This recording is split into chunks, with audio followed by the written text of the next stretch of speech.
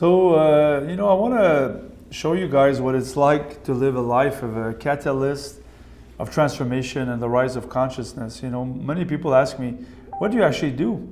It looks so glorious what you do, and you do all these conferences. But consciousness gets risen in the trenches. It's working with people day in, day out. Yes, communicating a message, but also creating a safe space for people to transform it. And tonight I feel really blessed to go present conscious leadership at a conference on climate change at HEC, which is a big university of business in Montreal, where I did my MBA. So it'll be fun to spend the whole day doing all that. And while working with Damien, my partner, to create the conference in London and trying to attract people to the work that we do. So we're on our way to HEC, which is a famous business school in Montreal. I'm going to give tonight a conference on conscious leadership during a summit for climate change. I'm going to be the closing speaker. It's quite interesting that we're going there tonight because this is a school I did my MBA more than 20 years ago.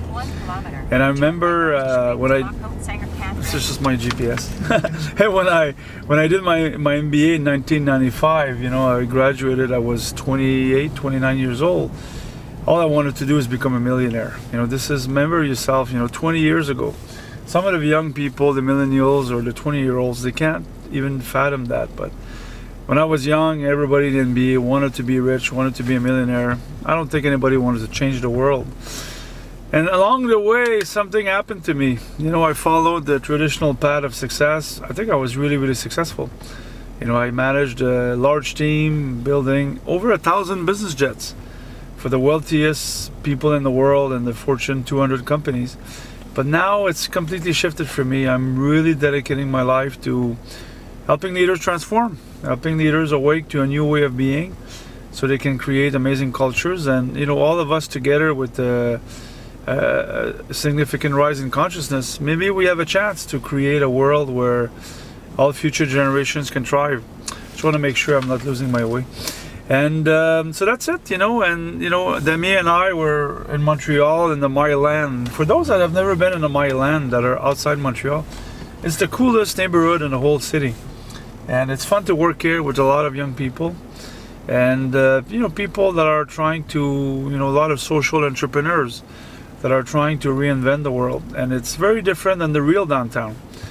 When I go to the real downtown with all these traditional companies, sometimes it feels heavy. It feels like there's a lot of fear. And talking about fear, tonight, at the conference on climate change, I'm looking forward to see what some of the other speakers will say. Because, we are clearly facing major challenges. Some very wise ecologists and biologists have said that we are actually facing what they call the sixth mass extinction. The last one was the dinosaurs. And, because we humans are basically killing everything that moves. Some people have said that by 2048, there'll be no fish in the sea, no algae.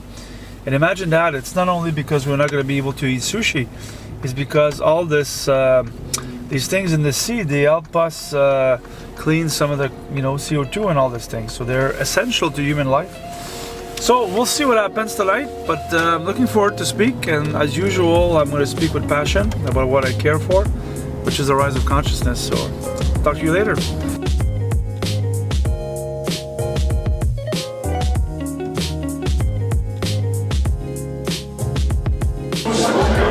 I guess I had to speak, I felt triggered.